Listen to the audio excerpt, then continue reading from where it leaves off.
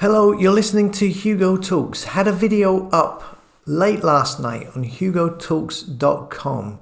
So you may have missed it. It's not on YouTube. Of course, it's too spicy for YouTube.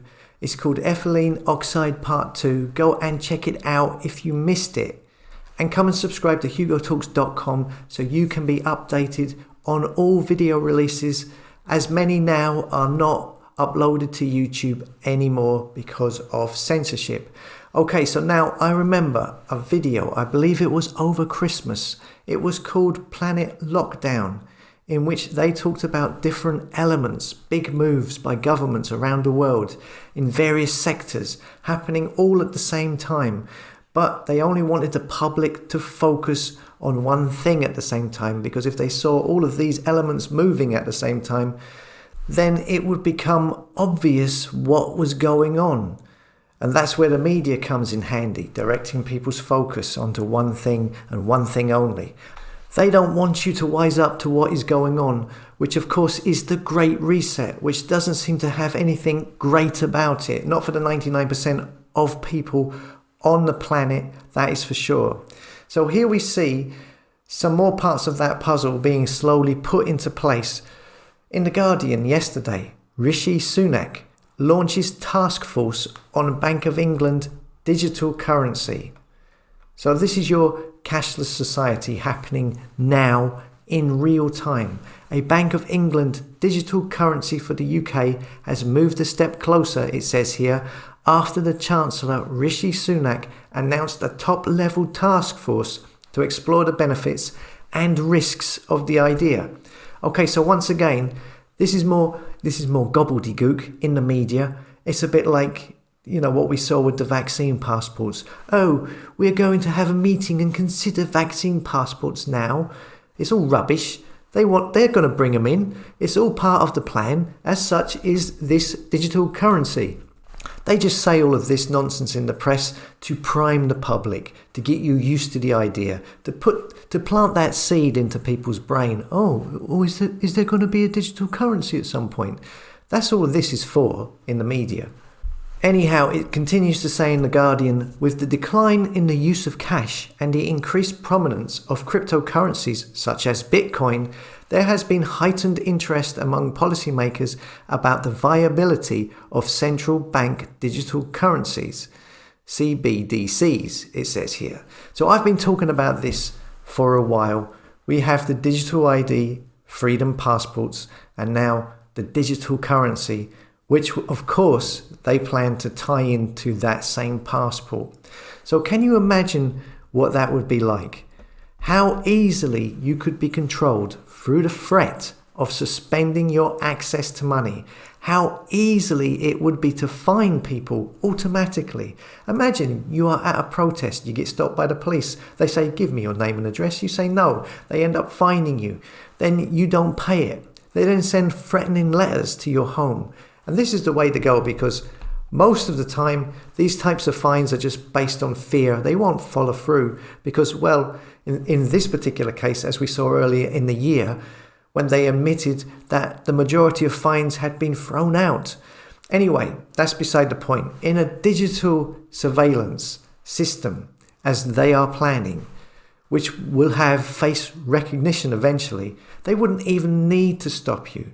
They would just clock your face on the surveillance and you would receive a fine digitally, and you would probably then get points removed from your social credit score, which would then affect your access to public services, or maybe access to your money. Or even worse still, the fine, they would just take it from your bank, because everything would then be connected in this digital network.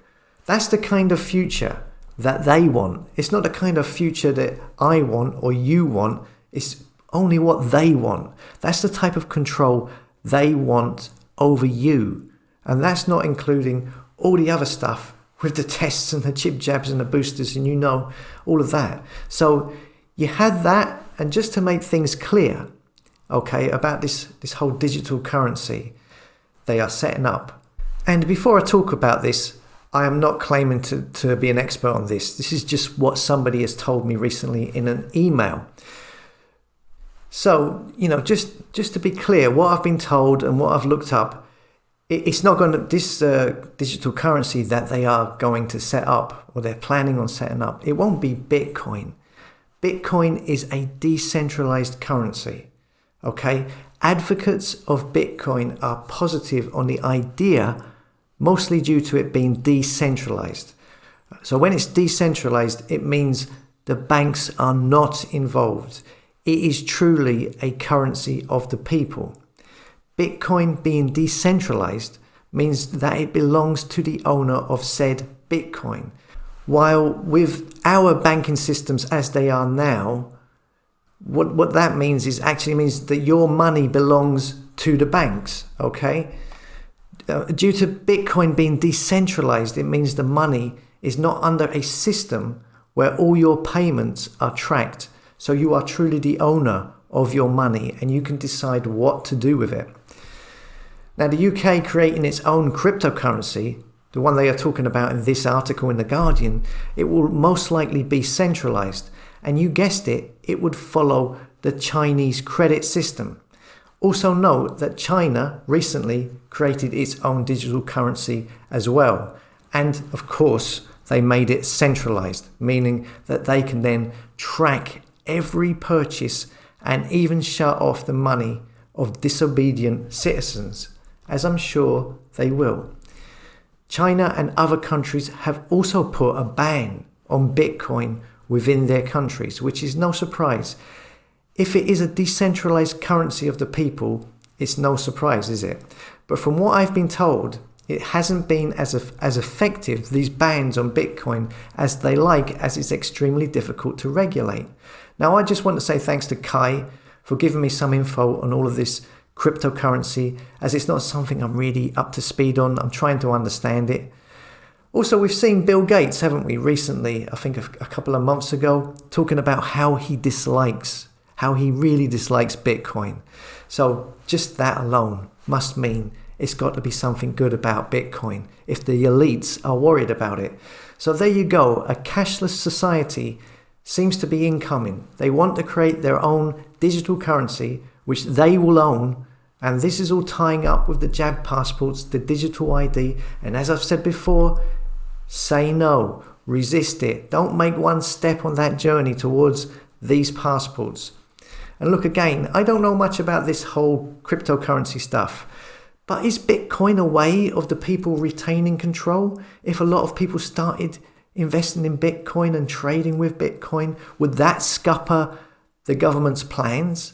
Let me know your thoughts and comments on this so I can learn more about it myself.